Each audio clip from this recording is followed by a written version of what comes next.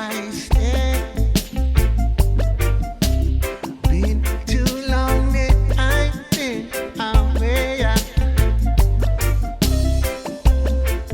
You're the one that is on my mind. What is going on? You're listening to Simmer Down. We're doing live from home. Familiar faces for sure, some new faces also. Dylan and Eli from the Panda. What is going on? Yes, Crowley. Yo. Good to be here with y'all. So How it was so great, man. So I want to start off like this. Dylan, I'm going to just direct this at Dylan for right now. Dylan, we've known each other for so damn long. I was thinking about it last night, and that first show at Blue Cats in Knoxville in Blue like Cats in Knoxville. 2006, 2007. I remember me and my buddy Dean, rest in peace, got in the van with you guys. And you guys were like the first band to ever really welcome us into a bus. I was like 15, 16 years old. And I remember you guys were like, man, we're really hungry. Where can we go? I was like, you got to go to Waffle House. And I think you guys ended up going to Waffle House. And then it all started from Sounds there. right. And then, years later, I started the radio show, which I have back now. It's so cool. And the first song I ever played on Simmer Down was Sunshine Dub by Giant Panda Guerilla Dub Squad. And nothing's changed. You guys just still rule and rock and roll every single time. So great to see you. For anybody who maybe hasn't seen you before or doesn't know who the Panda is, tell about Giant Panda Guerilla Dub Squad. Well, yeah, man. I think the last time I saw you was actually at Cali Roots Fest. 2015, I think. Wow. Yeah. 2015, 2016. But yeah, man, Panda, we started the group right around 2002 or so. Myself, James, Chris, Chris's brother, Matt O'Brien. So yeah, we're going on 20 years. We've had some different members come in and out.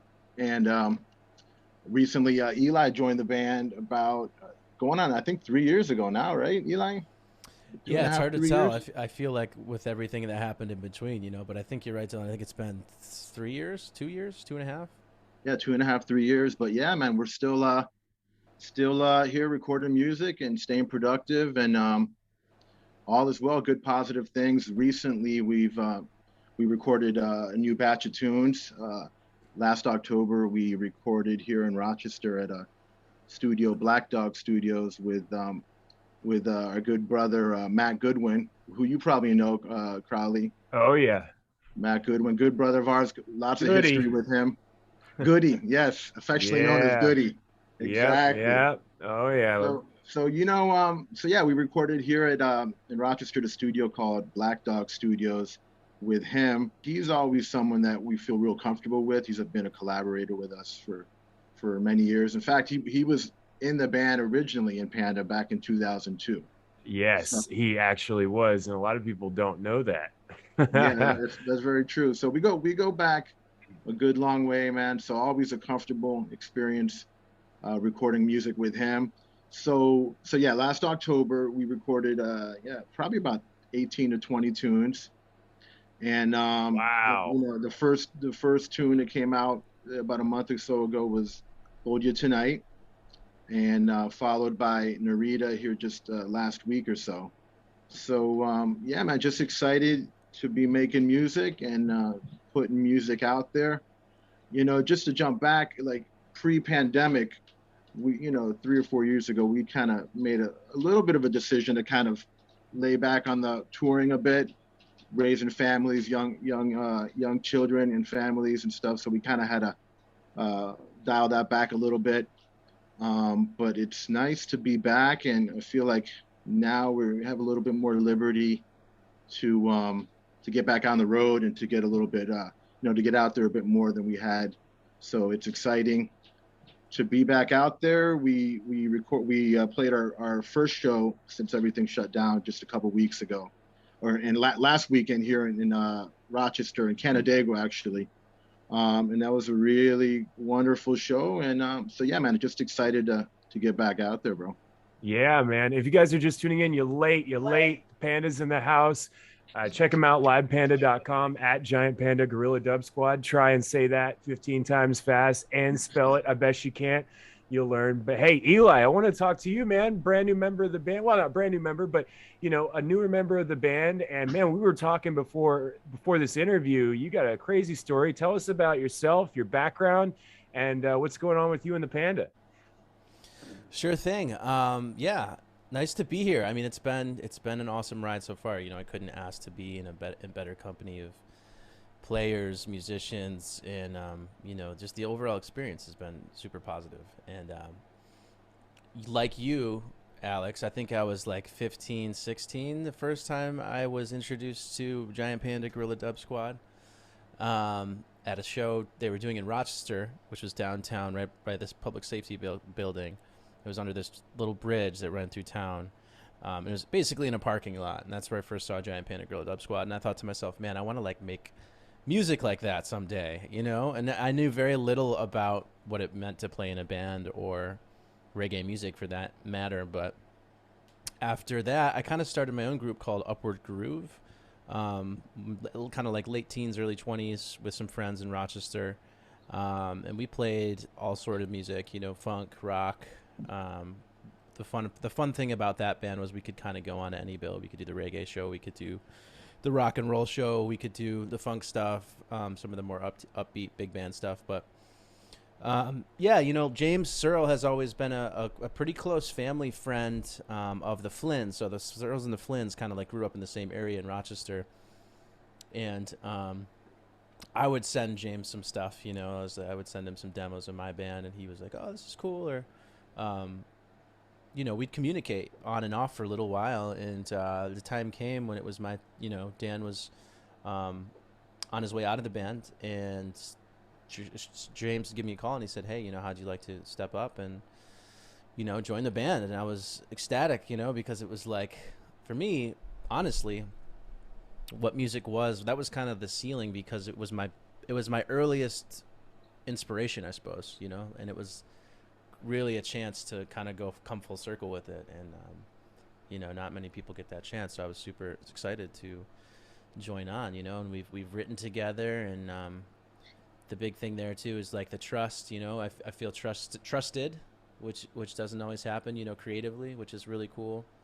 So here we are, it's 2021, and we got, Narita just came out, and we got plenty more songs in the works. Really excited about it. So I want to talk about Narita, because I was wondering, take me to Narita. I think James is singing on that track. Is that correct? Or is that you, Dylan? That's Eli singing. Is that Eli? Oh, yeah. Wow. Okay. So that's cool. Look, I get a little James out of that voice. That's crazy. Yeah. So we were just talking. Right? Yeah, you could hear you could hear the influence in a lot of it. Yeah. Too, So we were just talking, me and Eli, before the interview. I was like, "What is Narita? You have a really cool story behind this thing. Tell us where Narita is, what Narita, and tell us about this new track that just dropped." Yeah, so Narita is one of the airports you fly into when you fly into Tokyo, Japan. And I went to Japan a few years back for a music therapy world conference. And it was the coolest experience ever, one of the coolest places I've ever been. I mean, it was just a city that's rich with old school tradition and very new modern stuff. I'd never quite seen anything like it. Biggest city in the world, cleanest city in the world. It's like New York, but take away the trash and the loudness. It's like pretty incredible. And, hiking through, some mountains and going up some ranges and just experiencing also the country of Japan was kind of this mesmerizing thing, because we were so close to hustle and bustle city Tokyo. We got a chance to kind of step away. And, the way that their tradition in music is so cool. They have whole buildings and skyscrapers dedicated to like karaoke, and that's a karaoke parlor. But just the overall experience of kind of going somewhere that was definitely out of anywhere else that you would ever imagine yourself in, and like really seeing it for what it was in person. And there's nothing that could really capture that. I tried to with the song, and I think, captured some of the beauty of it all. But it was just one of those experiences, one of those cathartic things that kind of just came out pretty soon after I was there. absolutely gorgeous song. If you guys want to go check that song out, it's all over everything that's streaming right now. Streaming platforms are now the thing, so just check it out. Giant Panda Gorilla Dub Squad, Narita, Narita. And man, we've been spinning that one hardcore. We've been spinning all the music, spinning the old school stuff. I was looking at your vinyl the other day or earlier today. I was like, I got to get some more vinyl. We got this PLX 500 over here, so we finally got a record player in the house. So really stoked. I'm gonna get some of that vinyl. Check it out, livepanda.com for all that good stuff. So Dylan, well, both of you, I got a question for you. So I think it was right before the Jamdemic or something like that, or right after or in the middle of it, something like that. Really interesting viral video or video that you guys had done of Chris, your drummer, in an empty water tower with this natural delay and verb happening. Tell us about that whole experience. And it did go viral. It was crazy, man. Yeah, the water tower dub was a super cool idea that Chris had. And when I saw that video, the funny thing, you said it went viral, and I was like, there's no way. Like, there's some post-production on this thing. I went in there like a couple of days later, and I did the sound test, and I was like, holy shit, like Chris actually did this proper. Which was hilarious because the fact that I doubted it was funny, but also just the fact that it was so popular.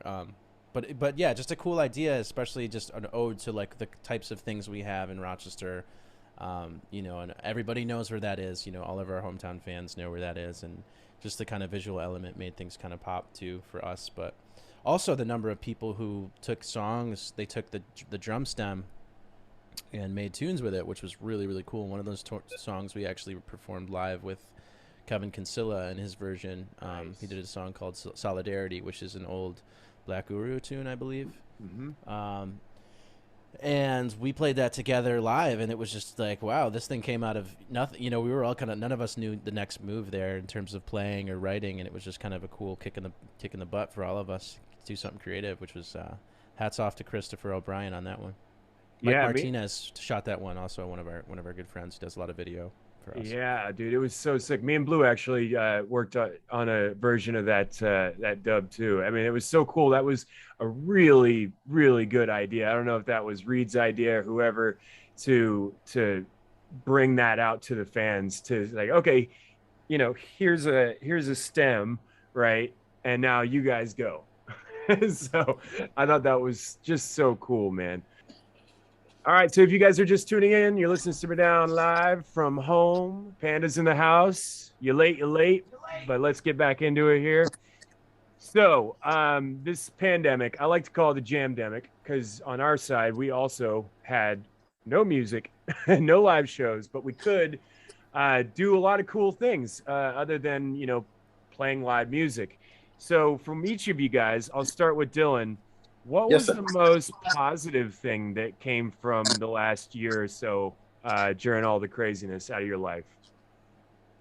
Well, the nice thing was being able to spend time with my kids, family vibes, getting outdoors a bit. So getting some good quality time with them, and also just doing a lot of songwriting, you know, using the time to write some tunes. And of course, as I had mentioned earlier, we did the recording here in Rochester. We did a bunch of tunes here. And so yeah, writing, and just we really tried to stay creative through that period. So there was a lot of things to be inspired by. As I said, we recorded in October.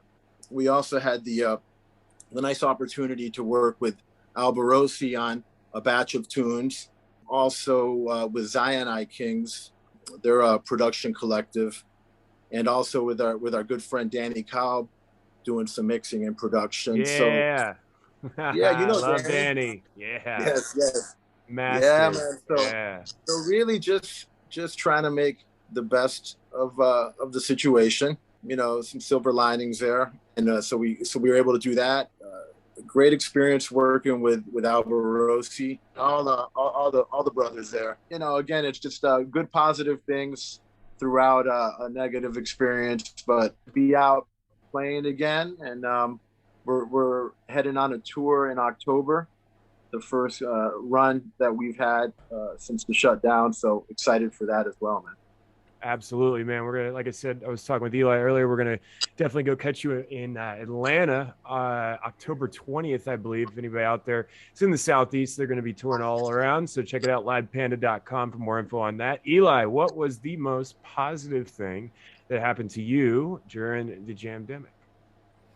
The most positive thing during the Jamdemic was probably the forcing of creativity through something that I'd never tried before, which was the whole writing from home and the home studio stuff, like all this stuff I'm doing now. Making the demos from home, learning how to put a vocal chain on, you know, a DAW myself, and like figuring that stuff out was something I'd always wanted to do for a long time, and was thinking of a million excuses why I couldn't, because, you know, we typically always hired somebody else to do things like that, or in my experience, you know, you go to the studio and they pay an engineer to do things like for that for you. But yeah, it was just a really good way to channel some different kind of creativity, and as a result, you know, write some more tunes and feel less dependent on things and a little bit more self-sufficient as a musician, which was really cool. Absolutely, man. Yeah, like we were kind of talking before, a lot of people doing the same thing, you know, made for a lot of content, and I'm interested to see how that's going to be dispersed throughout the reopening of the country, essentially, you know. Yeah, absolutely. I wanted to kind of bring that to light, because there are and were, you know, so many positive things that did come out of the most horrid of situations, and you gotta experience the negative before you get to the positive in this world.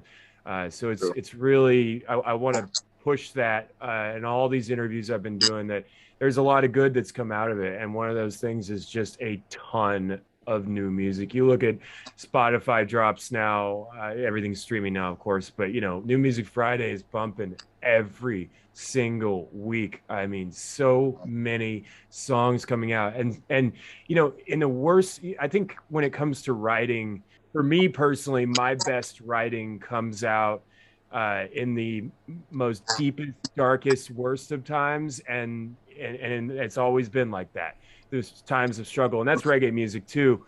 So this is the time, you know, in times of trouble, the dopest tunes usually come from it. You look at the '60s and everything, late '60s, with the music that was coming out there, and you know, there's a light at the end of this tunnel. We're so stoked. Panda is going to be hitting the road. They just got done with the reggae on the farm, man. That's so cool to see you guys go out there and do that. I know that was a blast. You got Narita that just dropped, that Eli was behind, and Narita, if anybody's wondering, that's Tokyo, the Tokyo airport. Is that correct? Correct, yeah. Yeah, so I mean, the story was so cool, man. I had no idea. Everybody's been asking me, they're wondering, what does that mean? Well, now you do.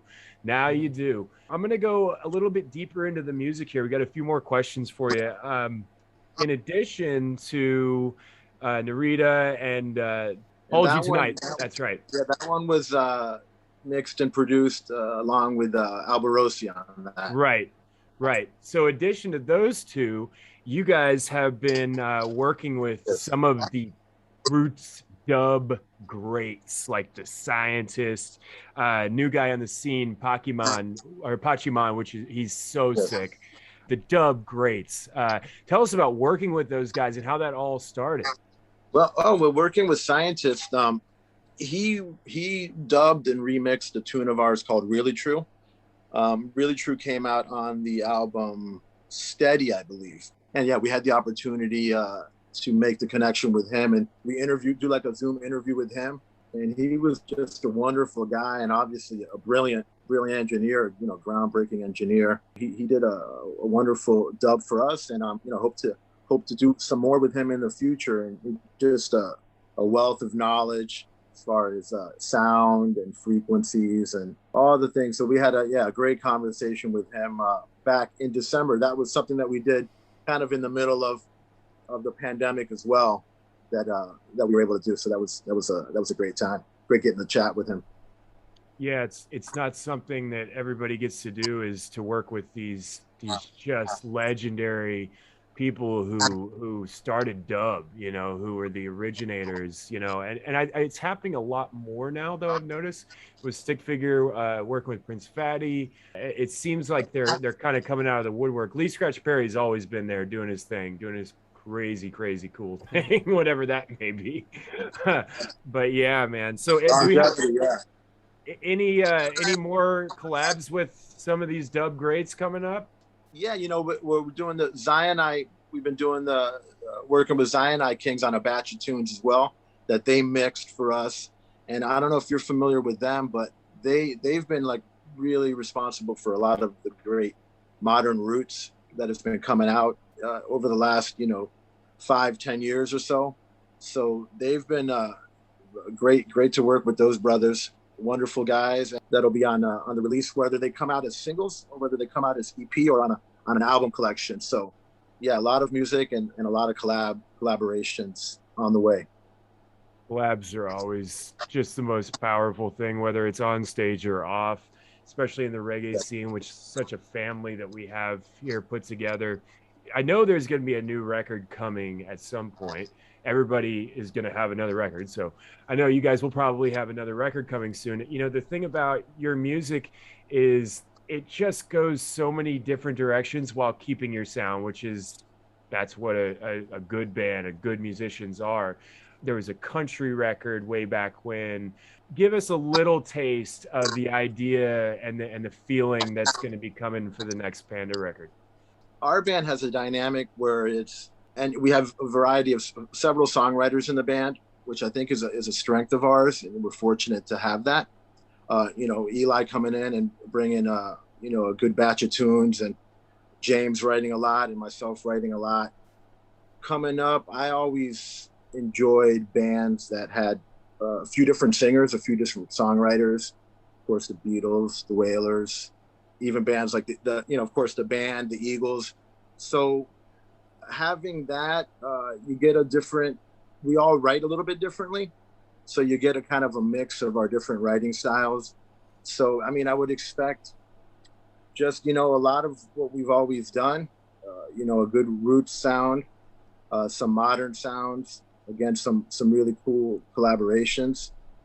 So yeah, all these kind of good things, you know, on the way. So positive. Yeah, it feels to me like this record in particular for Panda, as somebody who's new in the band, has been something that's like more pushing the envelope in a good way. You know, it's like still maintaining the roots, but like trying new things.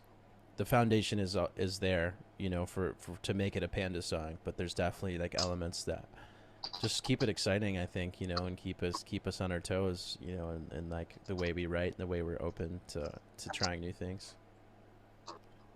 Very cool, Eli. I'm really digging your energy, man. I think he's a perfect addition to this group. I can't wait to see kind of where this all goes in this next record. I like the energy here for sure. You know, and Crowley, I just wanted to mention that with any time that we've had a new member come in, it's always been a real natural progression. With Eli, it was just we were fortunate to know him and to have it was again just another natural segue for us, and he's just a wonderful singer, songwriter, and guitarist. So yeah, we're fortunate, man. Absolutely, man. Pleasure's mine, Dilly. Yeah. Yes, yes. Welcome to reggae, baby. A few more things here. You guys kind of just touched on it a little bit. You know, you guys have, I mean, roots are at your core for sure, but you find a way to make it modern roots, I guess, as you were saying in quotes there. But you're still always respecting the ones who started it all. How do you walk that line, and how do you create that modern sound but still keep the roots? We just all bringing our own inspirations and the things. We all listen to different music, but we all listen to similar sounds as well. So it's all very natural. Usually our process is someone will bring in a rhythm or a tune, and then we'll get in a room together and fine tune it, you know, in a collaborative way. So it's really kind of been that way ever since we started. you know, just a real natural, and that's the way that it's always been. And I think this last project has been similar in that way, pushing a little bit more towards the modern, but keeping the root sound there as well. I know you guys got to do some things, I'm sure. You know, it's Friday night. There's some things that need to be done, I'm sure. So we'll let you get on your way here in a second. So I've always wanted to ask artists this, but I haven't quite had the chance. So I'm going to ask you guys, especially because the Panda's been around for a very long time. It's almost like kind of a midlife crisis kind of question, even though it's not a crisis. As a musician, being around so long, you've done it, you've done all the things. Is there anything, any goals or any things you still want to do now as Giant Panda Guerilla Dub Squad, or just a musician in general? Something you haven't done or haven't achieved yet? Yeah, I can answer that question. I think we had talked about this as a band, actually, but going to Europe as a band was something that we've always wanted to cross off the bucket list. There was some talks there for a little bit. I think it was right before COVID, right, Dylan, that James was talking with the homies, the Slackers, or like some form of the Slackers, or some representation of management from the Slackers, about setting something up, because that's a band that does really well over there, and their type of music is just perfectly suited for like the European culture and their flavor and their taste. So that for me is always something I've wanted to do. Dylan, you can go ahead and answer that one. You know what? I agree. That's we've never been to Europe, and I think that's something that we've all wanted to do. Hopefully, that that's something that we can achieve here soon. That as well, and just really just in general, just continue to create music and to record music and to get out there and we're fortunate to be doing this nearly 20 years, and so giving thanks for that, and just to continue to produce music and get some new experiences and continue to improve upon what we're doing. Yeah, Europe, that's a good one to check off. I think you guys would crush over there. I mean, crush anywhere you go. It's the Giant Panda Guerilla Dub Squad. And speaking of that, I forgot. I don't think I've ever asked you, after all these years, what does Giant Panda Guerilla Dub Squad mean? I don't think I've ever asked you this. Yes. That's a question we've received often. That is from a Tim Robbins book, Another Roadside Attraction, and it's based on the travels of a band in their Giant Panda Gypsy Blues Band. So it was really inspired by that book, and just we would also early on in our career, we would set up guerrilla style, and we would go set up with a small PA system, and for instance, we would go to Bonnaroo and set up there on Shakedown Street, or find a spot there and set up. So it was also kind of with that in mind. But Chris came up with the name 2002, right around 2002.